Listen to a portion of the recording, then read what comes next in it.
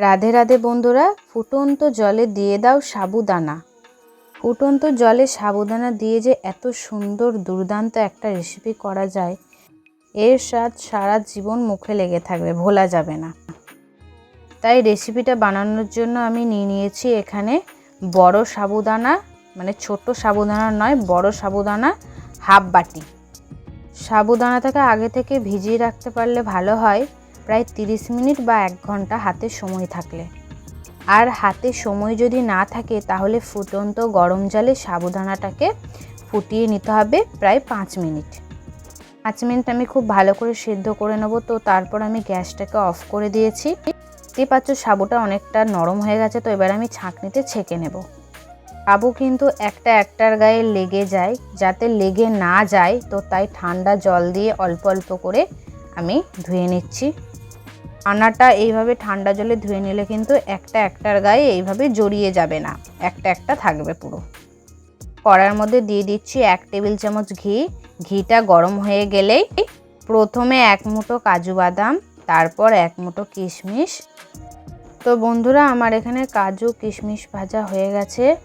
তো কাজু কিশমিশটা আমি এভাবে তুলে নেব। এরপর আমি দিয়ে দিচ্ছি এখানে 3 চামচ সুজি। সুজি আমাদের কিন্তু সবার বাড়িতেই থাকে। তো সুজিটাকে এইভাবে ঘিয়ের মধ্যে ভেজে নিতে হবে। 1 থেকে 2 মিনিট সময় ধরে গ্যাসের ফ্লেমটাকে লোতে রেখে সুজিটাকে এইভাবে ঘিয়ের সাথে ভেজে নিতে হবে। তো বন্ধুরা, দেখতেই পাচ্ছ সুজিটার মধ্যে ব্রাউন কালার চলে এসেছে। এবার আমি সাবুদানাগুলো দিয়ে দেব। তো এই সাবুদানাটাকে সুজির মধ্যে দিয়ে প্রায় 1 থেকে 2 মিনিট আমি ভেজে নেব। তো আরও 2 মিনিট ভাজতে ভাজতে দেখবে সাবুদানা আর সুজি দেখবে আলাদা আলাদা হয়ে গেছে, একটার গায়ে লাগছে না, ঝরঝরে পুরো হয়ে যাবে। তো দেখো, আমি তোমাদের দেখিয়ে দিচ্ছি, একদম প্রত্যেকটা সাবুদানা সুজি একদম আলাদা আলাদা হয়ে গেছে। দেখো, দেখিয়ে দিচ্ছি, একদম মিষ্টির দোকানের বোঁদের মতো দেখতে লাগছে। বন্ধুরা, আমি এখানে 2 চামচ চিনি দিয়ে ক্যারামেল বানিয়ে নিচ্ছি, যাতে সুন্দর কালারটা আসে।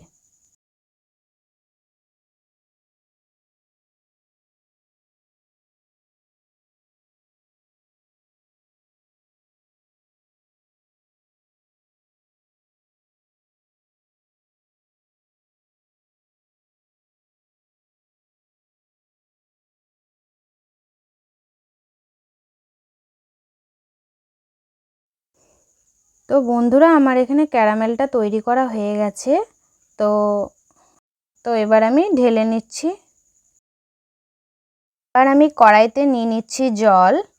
তো জলটা হালকা গরম হয়ে গেলে আমি এখানে দিয়ে দিচ্ছি পাউডার দুধ। তো এখানে 10 টাকা প্যাকেট যে দুধটা হয়, সেই দুধটাই আমি 10 টাকা প্যাকেট 2 প্যাকেট দিচ্ছি। তোমরা এখানে চাইলে 4 প্যাকেটও দিতে পারো, বা বাড়িতে যদি লিকুইড দুধও থাকে তো সেই লিকুইড দুধও দিতে পারো তোমরা। তো দুধটা খুব ভালো করে মিশিয়ে নিলাম। দুধটা মিশে গেছে খুব ভালোভাবে। তো এবার আমি এখানে 4টে এলাচ ফাটিয়ে নিয়েছি, আগে থেকে দিয়ে দিলাম দুধের মধ্যে। তোমরা এখানে কেশরও দিতে পারো, কেশরটা অপশনাল। আমি এখানে ক্যারামেল মিক্স করেছি যাতে সুন্দর কালার আসে। এবার আমি এখানে আগে থেকে যে তৈরি করেছিলাম ক্যারামেল, সেই ক্যারামেলটা আমি দিয়ে দিলাম। তো এখানে ক্যারামেলটা দেওয়া হয়েছে, দেখতে পাচ্ছ সুন্দর একটা কালার চলে এসেছে। দুধটা ফুটে উঠলেই প্রায় 3 থেকে 4 মিনিট ফুটলেই হালকা ঘন হয়ে আসবে দুধটা, তখনই ওখানে আমি দিয়ে দেব আগে থেকে ভেজে রাখা সুজি আর সাবুদানাটা আমি দিয়ে দিলাম। একদম ঝুরঝুরে হয়ে রয়েছে। তো এবার আমি একটু নেড়ে চেড়ে নেব।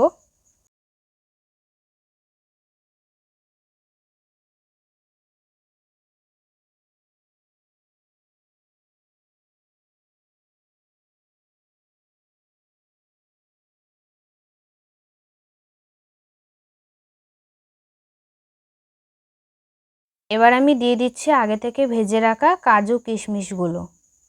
এবার আমি গ্যাসের ফ্লেমটাকে লো টু মিডিয়ামে করে দেব। ঘড়ি ধরে কিন্তু এবার 7 থেকে 8 মিনিট রান্না করতে হবে। তো এবার ঠিক আমি 8 মিনিট পরে ফিরে এলাম। তো মাঝে মাঝে আমি একটু করে নেড়ে চেড়ে নিচ্ছিলাম। 8 মিনিট রান্না করার পর দেখছি অনেকটা ঘন হয়ে গেছে। তো এবার আমি এখানে দিয়ে দিলাম চিনি, প্রায় হাফ বাটির একটু কম, কেননা আগে থেকে পাউডার দুধ দেওয়া আছে। তো এখানে পায়েসটা এমনিতেই মিষ্টি হবে, তো পরিমাণ মতো যে যেমন মিষ্টি পছন্দ করো সে সেরকম মিষ্টি দেবে। এটা মেশানোর পর দেখো বন্ধুরা কতটা ঘন হয়েছে। তো বেশি আমি এখানে ঘন করব না, কেননা ঠান্ডা হয়ে গেলে এমনিতেই ঘন হয়ে যাবে। এ হয়ে গেল সুজি আর সাবুদানার দুর্দান্ত পায়েস রেসিপি। শুধু সুজির পায়েস না বানিয়ে সুজি আর সাবুদানা এইভাবে পায়েস বানিয়ে তোমরা দেখো, খুব ভালো লাগবে।